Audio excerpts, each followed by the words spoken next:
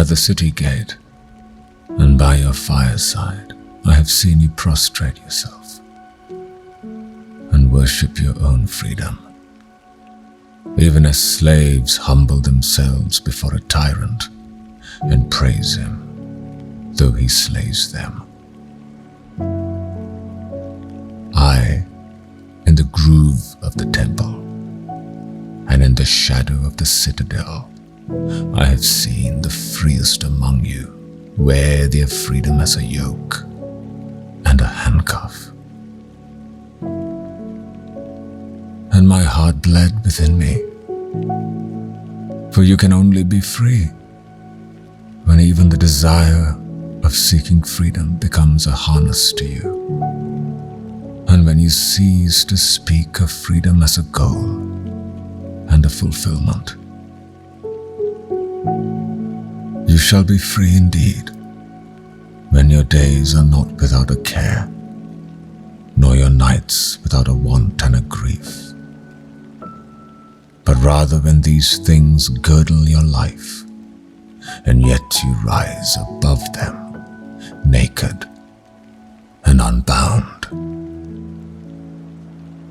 And how shall you rise beyond your days and nights, unless you break the chains which you at the dawn of your understanding have fastened around your noon hour? In truth, that which you call freedom is the strongest of these chains, though its links glitter in the sun and dazzle your eyes. And what is it but fragments of your own self you would discard that you may become free? If it is an unjust law you would abolish, that law was written with your own hand upon your own forehead. You cannot erase it by burning your law books, nor by washing the foreheads of your judges, though you pour the sea upon them. And if it is a despot you would dethrone, see first that his throne erected within you is destroyed. For how can a tyrant rule the free and the proud, but for a tyranny in their own freedom and a shame in their own pride? And if it is a care you would cast off, that care has been chosen by you rather than imposed upon you. And if it is a fear you would dispel, the seat of that fear is in your heart and not in the hand of the feared.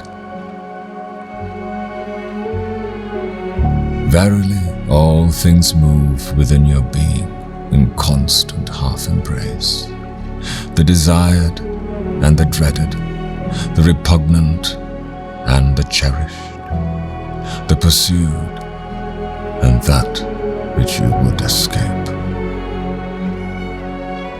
These things move within you as lights and shadows in pairs that cling. And when the shadow fades and is no more, the light that lingers becomes a shadow to another light. And thus your freedom, when it loses its fetters, becomes itself the fetter of a greater freedom.